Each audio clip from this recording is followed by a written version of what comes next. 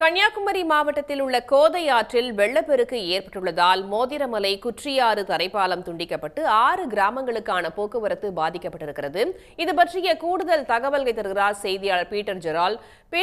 தற்போது 6 கிராமங்களுக்கான போக்குவரத்து பாதிக்கப்பட்டிருக்கும் நிலையில் மாற்று ஏற்பாடுகள் செய்யப்பட்டிருக்கா? என்ன சொல்றாங்க அந்த பகுதி மக்கள்?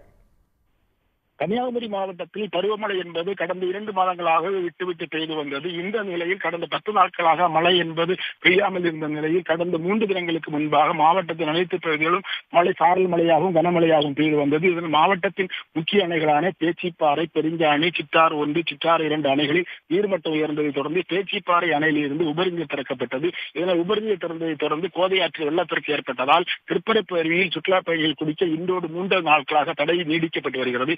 இந்த நிலையில் நேற்று மாவட்டத்தில் பல்வேறு பகுதிகளில் கனமழை என்பது கொட்டித்தீர்த்தது. அதிலும் குறிப்பாக மேற்கு தொடர்ச்சி மலை கிராம மலைப்பகுதிகளில் நல்ல மழை பெய்தது. இதனால் குறிப்பாக மேற்கு தொடர்ச்சி மலையில் உள்ள ஆதி மலைவாழ் காணிக்காரர்கள் வசிக்கின்ற பகுதிகளில் நல்ல மழை பெய்ததை தொடர்ந்து மாவட்டத்தில் மழை தொடர்ந்து நீடித்து வருகிறது. இந்த நிலையில் ஆதி மலைவாழ் மக்கள் வசிக்கின்ற மேங்காமலை, தச்சமலை, களப்பாறை உட்பட 6 மலை கிராமங்களை இணைக்கின்ற மோதிரமலை தரைப்பாலம் என்பது முற்றிலுமாக தண்ணீர் மூழ்கடிக்கப்பட்டுள்ளது. இதனால் அந்த வழியாக செல்கிற அரசு பேருந்துகள் மற்றும் தனியார் பேருந்துகள் எதுவுமே செல்ல முடியாத அளவுக்கு மலை கிராம மக்கள் துண்டிக்கப்பட்ட நிலையிலே உள்ளனர். இந்த மலை கிராம மக்களுக்கு மாற்று ஏற்பாடுகள் என்பது செய்யப்படுவதற்கான வாய்ப்பு என்பது மிக குறைவாக இருப்பது. ஆற்றை கடந்துதான் உணவு உட்பட எந்த அத்தியாவசிய பொருட்களையும் எடுத்து செல்ல வேண்டும். ஆனால் அந்த பகுதிக்கு செல்வதற்கான மாற்று பாதை என்பது இதுவரை அமைக்கப்படவில்லை. ஏற்கனவே இந்த தரைப்பாலத்தை மேம்பாலமாக கட்டி தர வேண்டும் என்று இந்த மலைவாழ் மக்கள் கோரிக்கை விடுத்ததை தொடர்ந்து உள்ளூர் அமைச்சரான மனோஜ் தங்கராஜுடைய ஏற்பாட்டின் பேரில் 1,10,00,000 ரூபாய் செலவில் பாலம் கட்டுவதற்கான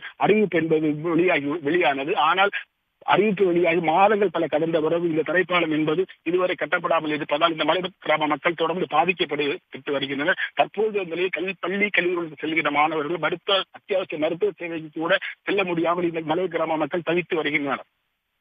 தகவல்களுக்கு நன்றி பீட்டர் ஜெரால்.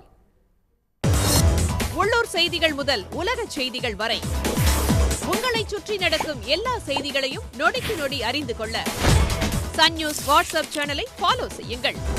QR கோடை ஸ்கேன் செய்து சன் நியூஸோடு இணைந்திருங்கள்.